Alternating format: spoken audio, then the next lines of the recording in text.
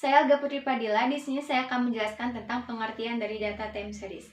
Data time series atau data berkala dan peramalan merupakan sekumpulan data yang dicatat dari kejadian-kejadian masa lalu dan dirangkum menjadi satu deret waktu sehingga menghasilkan data periode. Selain itu, data time series juga merupakan serangkaian pengamatan peristiwa, kejadian atau variabel yang diambil dari waktu ke waktu, disusun secara berurutan, kemudian disusun sebagai data statistik. Nah, di sini ada kegunaan data time series. Yang pertama, diketahui pola perkembangan suatu peristiwa, kejadian, atau variabel. Misalkan, jumlah penduduk, jumlah penderita suatu penyakit, dan lain-lain. Nah, tujuan yang kedua yaitu dapat meramalkan peristiwa yang akan terjadi di masa yang akan datang, yaitu forecasting. Untuk melakukan forecasting, bisa menggunakan trend. Maksud meramalkan peristiwa di masa yang akan datang ini itu berbeda dengan ramalan-ramalan yang disampaikan oleh paranormal.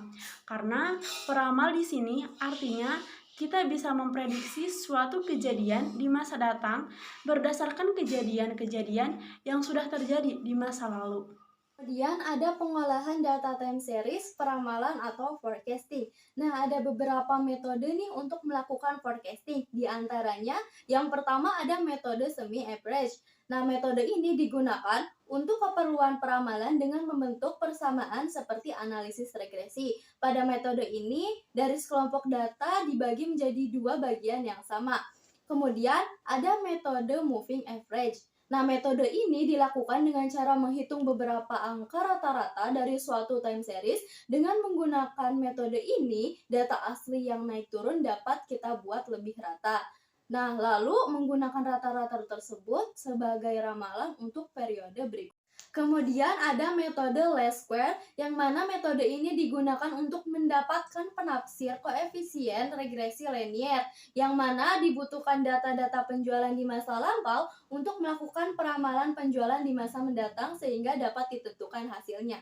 Langkah-langkah analisis data time series. Yang ke-1 yaitu membuat scatter data atau pola data. Yang kedua yaitu menggunakan metode yang akan digunakan termasuk ke persamaan data. Yang ketiga yaitu membuat tabel penolong. Yang keempat yaitu memperoleh persamaan tren. Dan yang kelima yaitu memprediksi kondisi pada saat yang diinginkan. Di sini ada pun rumus untuk menghitung tren linier.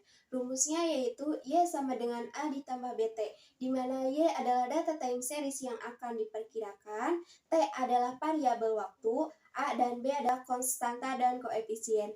A dan B didapat dengan menggunakan rumus berikut. Di sini ada pun rumus untuk menghitung tren nonlinier. Rumusnya yaitu Y sama dengan A ditambah BT ditambah CT kuadrat, di mana N merupakan jumlah variabel, Y merupakan data yang akan dihitung, T merupakan waktu, ABC merupakan konstanta dan koefisien. Untuk mencari nilai ABC dapat dihitung berdasarkan 3 formula berikut. Nah, kemudian ada tren. Nah, tren itu merupakan suatu gerakan kecenderungan naik atau turun dalam jangka panjang yang diperoleh dari rata-rata perubahan dari waktu ke waktu dan nilainya cukup rata atau smooth. Nah, tren ini biasanya merupakan rangkaian rekam jejak dalam bentuk grafik dengan kecondongan untuk mengarah ke atas uptrend atau ke bawah downtrend. Yang sebelah kanan merupakan tren positif atau tren linier. Nah, kemudian sebelah kiri merupakan tren negatif atau tren non-linier.